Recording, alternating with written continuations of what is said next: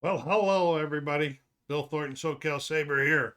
Thanks for stopping by, Vinyl Community, on this very windy day in Southern California in the high desert. Well, this is the Saturday. It's time to review the music I listen to, hear what you think about it and everything. Talk about that thumbnail in just a second. Before I get started, please go down there and hit that like button. Subscribe if you haven't done so yet to help the channel grow. And everybody put comments in there about the type of music I listened to this week, my thoughts, your thoughts, what you like. So you know how it goes on. Well, as the thumbnail says, be careful what you ask for. I think a lot of you that have, some of you that have, a lot or some of you that have been following me for a while know that there was a point in time where I said I wanted to get some more punk music into my collection because I had liked the Smiths and I had liked the Clash and a couple other, the Sex Pistols. Well, anyway, when I bought that group of records from that Whatnot guy, I told him, I says, hey, make sure you throw some punk in there. I want to add it to my collection. That's where I made a mistake. Because as I'm finding out, you'll see. I'll talk about that as the records go along. Okay. I must have been I'm about the halfway part of the bunch that I bought, and I must have sorted through the first half and put all of these ones together. But here we go. We're going to start. I started off the week with this 19 or 2008 LP from a group called Everything Must Go. Okay.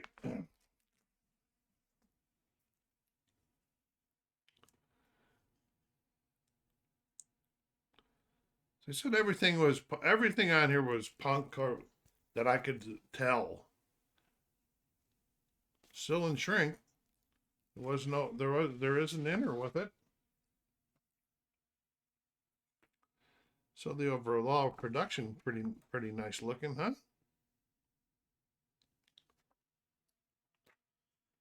Okay, now the name of the album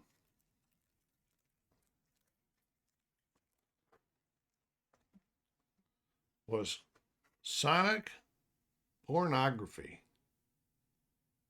Nice blue album. Played very nicely. So that had its benefits, but there isn't much written about the album. But I did find an article where there was a controversy because of the name Sonic Pornography. I guess there was an indie publisher working with, probably didn't say for sure, but I'm guessing now, Sonic the Hedgehog, that did not like his creation being associated with pornography. So the controversy went on, but nothing changed. I didn't find any pornography in this album. In fact, I only heard him cussing a couple times in the album. Uh, the lyrics were hard to understand most of the time, but written ones came for most of the songs as part of the product. Not all of the songs, and I could understand that. So it was okay. And so for it's in the collection, and for to start the week off with some punk, Everything Must Go production of Sonic Pornography is in the collection, and I'll give it a fair. Enough. I'll give it fair. Okay. Probably won't get a more replay by me, but I will give it fair just to get it started. Any people know about this group or anything about them? Let me know. I'd like to learn some more about these people, and there's not a lot written about them in different places. So the next one I'm going to is a 1989 LP from a group called Lost Cause. This one was in the original Shrink also. The name of it is Chicks Go Wild. It's the only thing I have in the collection by them. Another punk album. And there was no inner on this one at all. And so this was more of an EP than an LP, but I didn't know it at the time. Again, not much written about this group either.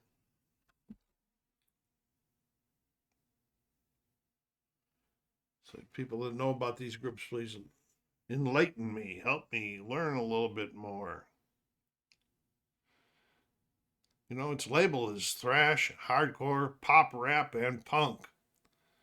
It has more of a punk feeling to me than the other genres. Of course, I'm not really sure that I really know what thrash is anymore, or pop rap. I don't know what that one is either. So, let me know if you know what those genres mean. There's so the singing on here. I'm going to give it fair on singing, and the music acceptable. So this 1989 album, Chicks Go Wild by Lost Cause, gets a fair plus this week in the collection. Replayability by me? I don't think so.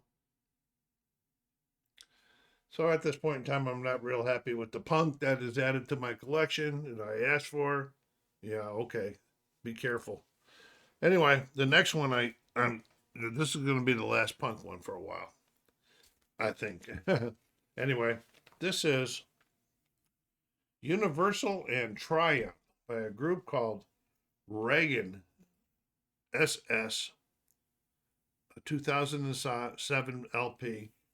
The only thing I have in the collection by them.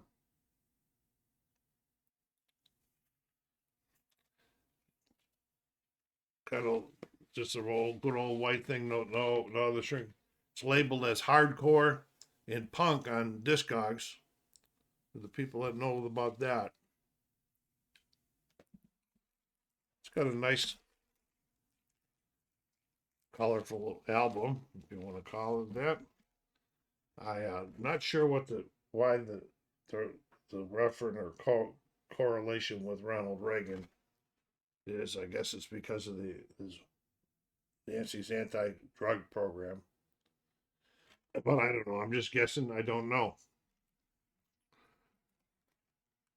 And so, I said hardcore and punk. To me, it's totally hardcore, and it was not hardly enjoyable at all. And to be honest with you, I only listened to the first side. I could not understand a word and had no use for the music. So, Reagan SS, Universal and Triumph, gets a capital P by me it's in the collection, but it's a P standing for poor. So, I got a few more. I'm going to try to space out the other punks that I find as I go through the second half of that Whatnot collection that I picked up. And I hope things get better. So what I'm thinking about, I asked for punk. I liked it. I guess I don't like punk overall. I only like certain groups of punk. And so, I have to find out which ones they are and deal with it. Okay. Now we're going to get down to some better music going on for the rest of the week. And the first one is an album that I picked up and ordered. I ordered and bought this as from a recommendation on one of the VC channels creators that said you want to hear some good stuff. Check this out. So I checked them out a little bit on Amazon Music, and I ordered it, and it's called "Give Us the Moon" by the Night Flight Orchestra. This is a 2025 LP, and the only thing I have by them in the collection.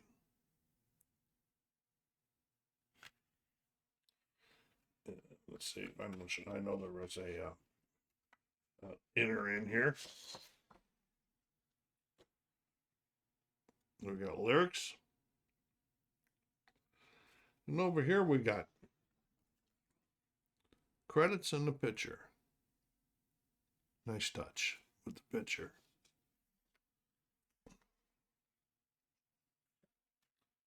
It is a gatefold.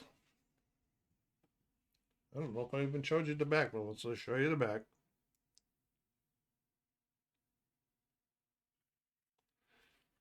It's a nice production.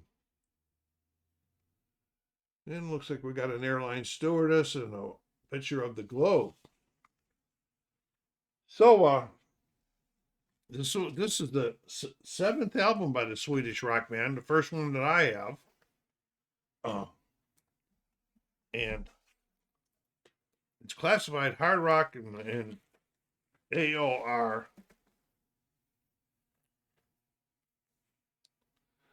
That I guess that fits the bill. But it really wasn't too hard rock. Having super guitars and synthesizer work and nice, clean vocals. You know, we think looking at the pictures and the airline and all that, you would think it's a concept album, but it is not a concept album. But it has an aviation theme, and in between the segues in between songs has verbal interludes in there where you might think that you were in an airport or you're in the plane and the waitress or the stewardess is talking to you on the microphone or in the airport announcing, oh, the next flight, such and such. I think he's nowhere. That was a very nice touch to this whole product being aviation related. And I this was a pretty good new addition to my collection. You know, I really liked it. I like the music. I like the vocals. And I'm going to give it a VG plus for the week. Yes, VG plus. And I'm looking at adding something else by them into my collection. I just have to do one of my searches that I do, like their best albums and stuff like that. And add it. I want to like add another album into the collection. And this really got the week back on the right track. And that was the 2025 release by the Night Flight Orchestra titled Give Us the Moon. Yeah, recommended. Okay. So we got the top part of the week where we're going to start looking at a couple CDs that have been in the collection for a long time. And the first one is a 1993 CD with a crack case. It's called The Tuesday Night Music Club by Sheryl Crow. I have 4 CDs by Sheryl Crow in a collection. And this is the debut studio album by the American singer-songwriter. The title comes from a group of them that used to get together on once a week or something like that, of musicians and her, and they would play music and write music and so forth. And I guess it was on Tuesday night. That's where the name came from. This had a slow start at the beginning, but the album gained attention after the success of the 4th single, All I Want to Do. And again, I believe that was probably the thing that drew attention to me with Sheryl Crow and got me to buy it. So we got a little booklet here. See what we're gonna how we're gonna be doing this. Okay, I see how we're going. How we're going here.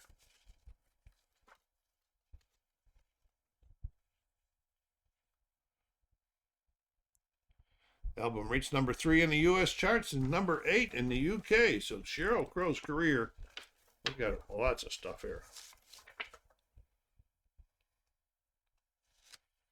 Pretty long lyrics and so forth. Pictures on the other side. Sheryl Crow's career got off to a good start with this one.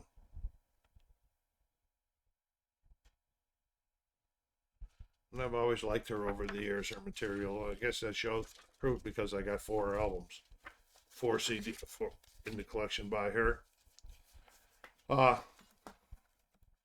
CD looks good.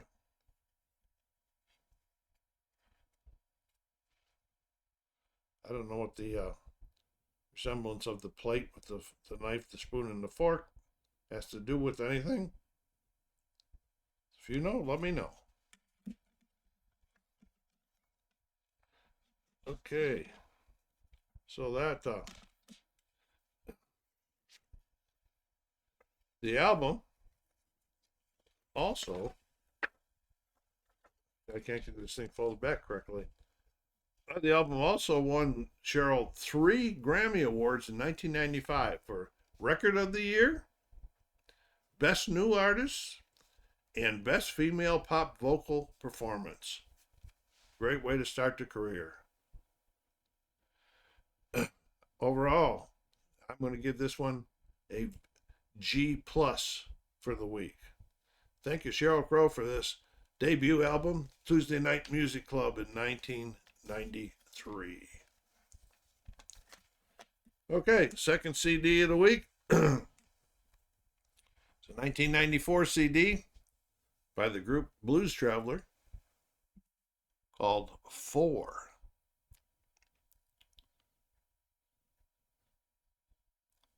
This was the fourth album by the American rock band. Peaked at number 8 on the Billboard's Top 200 chart, and is best known for its hits Run Around and Hook, which charted at number 8 and number 23, respectively.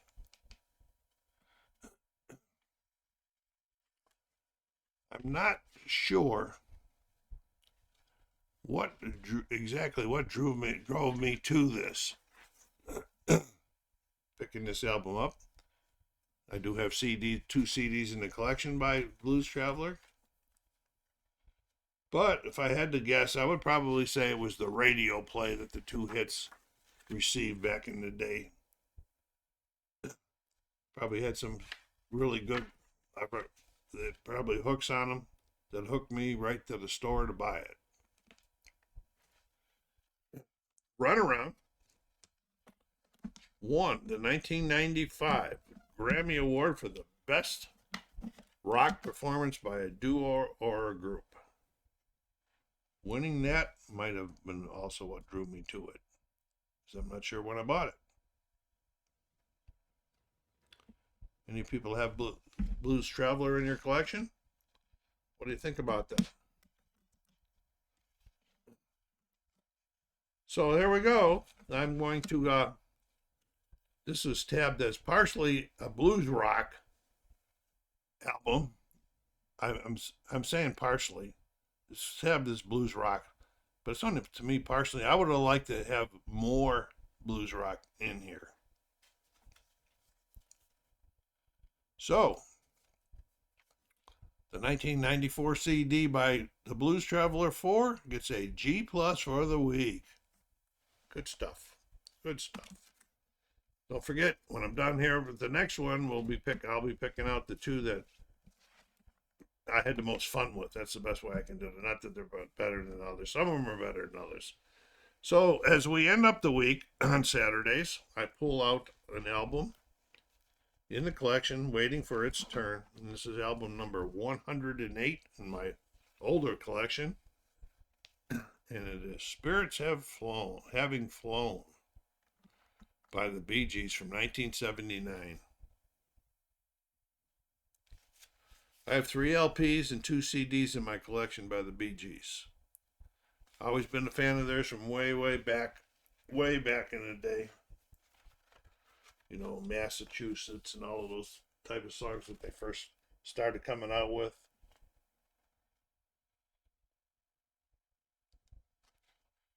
This was the first album after their collaboration on Saturday Night Fever album. Got a nice inner on it.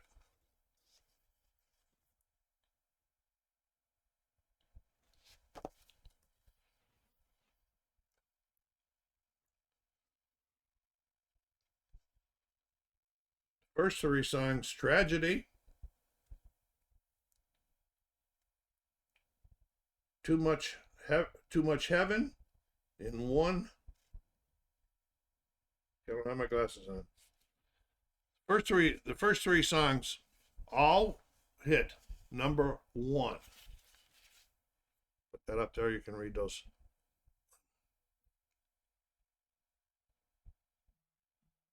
All hit number 1 in the U.S., giving the Bee Gees an unbroken record of 6 U.S. chart toppers in 1 year period.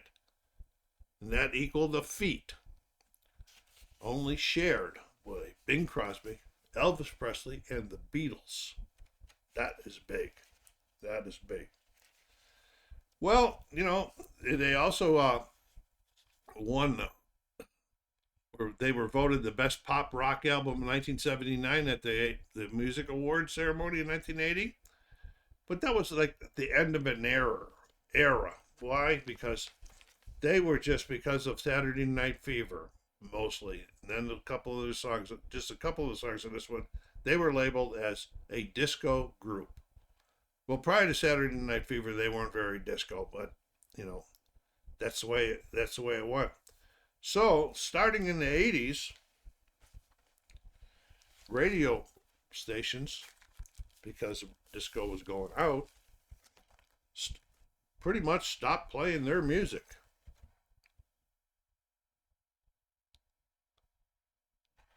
Sent them down. Robin Gibb, later referred it to censorship and evil in interviews that he did about them not playing their music. I only picked up 2 CDs after this 1979 release, and one was in 89, and it was called One, ONE, One. And I'm looking at my database from way back then. I quoted it as being a weak attempt at a comeback, so that wasn't very good. And then the other one I picked up was a compilation in 2004 CD called Number Ones. So, being a Bee Gee fan, and on this album only, okay, not anything else, prior to it or afterwards, I am going to give this album, Spirits Have Flown, 1979 album by the Bee Gees, a VG for the week. Very good. That's pretty good. That was good stuff. My toes were tapping. I was liking that a lot. So, we're going to go back and we're going to pick out 2. And I'm going to tell you right off the bat, I'm not picking any one of the first 3, the punk ones. It's the ones that I like the most. So, the first one I'm going to pick is the only VG Plus this week that I gave out, and that was Give Us the Moon, the 2025 album by the Night Flight Orchestra. New to my collection, the group and the album, and I really like them. Check them out on one of your streaming services. Then the other one, I am going to go back to Spirits Have Flown by the Bee Gees, because that took me back in time. Yes, the 2 CDs were good, but were really good listening music, and I bought them. They were in the collection for a long time, but not quite as good as the 2 that I picked. Which ones would you have picked? SoCal Saber saying thanks for stopping by. Take care of yourselves out there. Be kind to each other and stay safe.